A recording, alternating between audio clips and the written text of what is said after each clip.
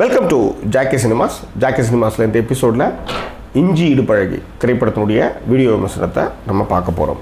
Arya, Anushka, 7 cameo ஆர்டிஸ்ட்லாம் நடிப்பில் வெளிவந்திருக்கிற இஞ்சி இடுப்பழகி திரைப்படம் வந்து தமிழ், தெலுங்கு 2 மொழிகளிலுமேயே இன்று வெளிவந்திருக்கின்றது. இந்த திரைப்படத்தை வந்து பிரகாஷ் கோவலமுடி அவர் வந்து இந்த திரைப்படத்தை இயக்கியிருக்கார். ஒரு பிரபல இயக்குனர் ராகவேந்திர ராவுடைய பையன். ஓகே, இஞ்சி இடுப்பழகி திரைப்படத்தினுடைய கதை என்னன்னு பார்த்துடலாம். அனுஷ்கா இன்றைய இளைஞர்கள் வந்து இளைஞர்கள் சந்திக்கிற மிகப்பெரிய பிரச்சனையான உடல் பருமனில் வந்து சிக்கி தவிக்கின்ற ஒரு பெண். அவங்களுக்கு வந்து திருமணம் வந்து இந்த உடல் பருமன் காரணம் காட்டியே தடைபட்டுக்கிட்டு வருது. ஏகப்பட்ட வரன்கள் வந்து குண்டாக இருக்கிறாங்கன்ற ஒரே காரணத்துக்காக அனுஷ்கா வந்து ரிஜெக்ட் பண்ணிகிட்டு இருக்காங்க. ஸோ ஆர்யா வந்து பொண்ணு பார்க்கறதுக்கு வராரு அனுஷ்காவை.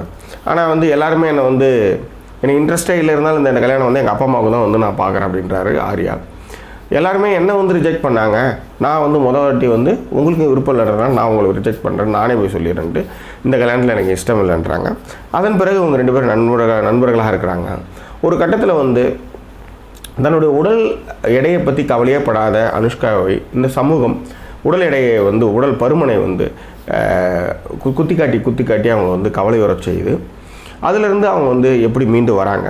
ஆர்யா மேலே வந்து அனுஷ்காவுக்கு ஒரு க்ரஷ் இருக்குது, ஆனால் ஆர்யாவுக்கு இன்னொரு பொண்ணு மீது காதல் இருக்குது. ஸோ இதுக்கு எல்லாத்துக்கும் ஒரு தீர்வு வேணும் இல்லையா?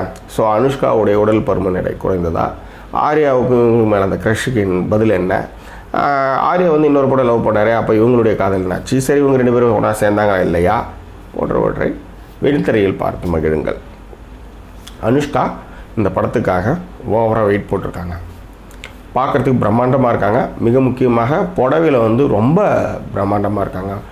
பின்பக்கம்லாம் வந்து அது சம்திங் லைக் தட் வேறு ஏதோ பண்ணியிருக்காங்க. அதனால் வந்து மிகப்பெரிய அளவில் பிரம்மாண்டமாக தெரியணுன்றதுக்காக நிறைய உழைச்சிருக்காங்கன்னு சொல்ல முடியும். ஸோ அனுஷ்கா வந்து இந்த படத்தில் வந்து ஒரு மாதிரி சார்மிங் கேர்ள் அப்படி மாதிரி இல்லாமல் ஒரு மாதிரி ஆண்டி லெவலில் வந்து இந்த திரைப்படத்தில் வந்து அவங்க வந்து நடிச்சிருக்காங்க. ஸோ இப்படியான கதாபாத்திரத்தை ஏற்று நடிப்பதற்கு வந்து ஒரு பெரிய தைரியமும் தில்லும் வேணும். ஸோ அந்தளவுக்கு உடம்பு வந்து போட்டிருக்காங்க. அதில் இன்னொரு பெரிய விஷயம் என்னென்னா, அந்த உடம்போடய ஒரு குத்து டான்ஸும் ஆடியிருக்காங்க. ஏன்னா உடம்பு வந்து பருமனான உடம்பு தான் நல்லாயிருக்கும் அப்படின்றத வந்து வெளிப்படுத்துகிற மாதிரி ஒரு குத்து டான்ஸ் அதில் வந்து அனுஷ்கா வந்து கலைக்கிறாங்க. ஆர்யா வழக்கம் மாதிரி வந்து லவர் பாயாக இருக்கார், சாமிங்காக இருக்கார், ஒரு சில இடங்களில் நடிக்கவும் செய்கிறாரு. மிக முக்கியமாக ஸ்வீட்டின்ட்டு அனுஷ்காவை அழைக்கிற இடங்கள்லாம் வந்து ரொம்ப நல்லாவே பண்ணியிருக்காங்க. அனுஷ்காவுடைய அம்மாவை ஊருசி நடிச்சிருக்காங்க, ரொம்ப அற்புதம் நடிச்சிருக்காங்க. பிரகாஷ் ராஜ் வந்து உடம்பை இலக்க வைக்கிற ஒரு கம்பெனி வச்சு நடத்திட்டு இருக்காரு. அந்த கம்பெனி வந்து பொய் வாக்குறுதிகளை கொடுத்து மக்களை நம்ப வைக்கிறாங்க. ஸோ அனுஷ்காவை வந்து உண்மை தெரிஞ்சு பிரகாஷ் ராஜுக்கு எதிராகவும் போராடுறது தான் இடைவெளிக்கு பின்பகுதியான கதை.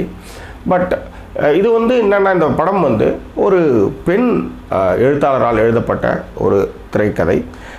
கனிகா டிலோன் அவங்க தான் வந்து இந்த திரைப்படத்துக்கு வந்து கதை எழுதியிருக்காங்க. இவங்க வந்து இயக்குனருடைய மனைவி தான் இவங்க. ஸோ வெகு பிரபல எழுத்தாளர் அவங்க. அதனால் இந்த படம் ஃபுல்லுமே பார்த்திங்கன்னா ஒரு கேர்ள் டச் அப்படி இருக்கும். ஒரு கேர்ள் திங்ஸ்னு சொல்லுவாங்க இல்லையா, காக்காவில் கூட வந்து சொல்லுவாங்க இது கேர்ள்ஸ் திங் அப்படின்ற மாதிரி திங்ஸ். அந்த மாதிரி வந்து இந்த படத்தில் நிறைய அந்த பெண் பார்வையில் இந்த கதை வந்து நிறைய இடங்களில் சொல்லப்பட்டிருக்கு. மிக முக்கியமாக இந்த திரைப்படத்துக்கு வந்து அந்த ஒரு கணம் அதை வந்து விவரிக்கிற இடம் வந்து அது ஒரு கேர்ள்ஸ் திங் தான் சொல்ல முடியும்.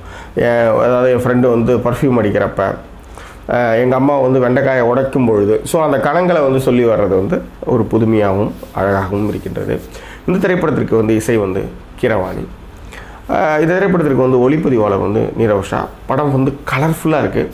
ஸோ தெலுங்கு அண்ட் தமிழ், ஆனால் அது வந்து என்னென்னா ஏ கிளாஸ் ஆடியன்ஸுக்கு தான் அந்த படம் வந்து ரொம்ப பிடிக்கும். பிசிக்கு வந்து ஓரளவு தான், பட் சென்டர் பி சென்டருக்கு வந்து இந்த படம் வந்து நல்லாவே போகும். என்ன சொல்கிறதுனா, இந்த ஆஹா கல்யாணம் மாதிரி ஒரு இந்தி படத்தை பார்த்த ஒரு பிரமிப்பும் அந்த கலர்ஃபுல்னஸும் இந்த படம் எங்கும் வியாபித்திருக்கின்றது. இன்டர்வலுக்கு அப்புறம் வந்து கிளைமேக்ஸில் வந்து ஒரு சின்ன ஒரு ட்விஸ்ட்டுன்ற பொருள் சில சொதப்பாடுகள்லாம் இருக்குது. இதில் நிறைய படத்தில் பார்த்த அடித்து பொழிஞ்ச ஒரு விஷயம்தான். இருந்தாலும் இந்த திரைப்படத்துக்கு வந்து நம்ம வந்து 2.75 தான் வந்து ஜாக்கி சினிமா சார்பாக மதிப்பெண் கொடுக்கலாம். ஆனாலும் இந்த மாதிரி ஒரு உடல் பருமன், இதுக்கு வந்து பிரச்சனைகள், ஸோ இதை வந்து சாப்பிட்றப்ப இது வந்து இப்போ வந்து நான் வந்து கார்போஹைட்ரேட் சாப்பிட மாட்டேன், இதில் வந்து கலோரிஸ் நிறையா இருக்குன்ட்டு உடல் பருமனையும் அது சார்ந்த விஷயங்களையும் ஒரு பொதுவெளியில் இது மாதிரி ஒரு வலிமையான சினிமா ஊடகத்தின் மூலமாக பேசப்பட்டதற்காகவே இந்த திரைப்படத்திற்கு 5க்கு 3 மதிப்பெண்களை ஜாக்கி சினிமாஸ் தாராளமாக அள்ளி வழங்குகின்றது. மிக முக்கியமாக இளைஞர்கள் அவசியம் இந்த திரைப்படத்தை பார்க்கலாம். ஒன்றும் அந்த அளவு போர் அடிக்கிற மாதிரி ரொம்ப மொக்க அப்படின்ற மாதிரி சொல்லாத அளவுக்கு இந்த படம் இருக்கின்றது. ஸோ என்ஜாய் பண்ணுங்கப்பா, இஞ்சி இடுப்பழகி பார்த்து என்ஜாய் பண்ணுங்கள். இந்த தளம் உங்களுக்கு பிடித்திருந்தால் சப்ஸ்கிரைப் பண்ணுங்கள், நண்பர்கிட்ட ஷேர் பண்ணுங்கள். மீண்டும் வேறொரு திரைப்படத்துடைய வீடியோ விமர்சனத்தோடு உங்களை நான் சந்திக்கிறேன். அதுவரை நன்றி கூறி விடைபெறுவது உங்கள் ஜாக்கி சேகர். நன்றி, வணக்கம்.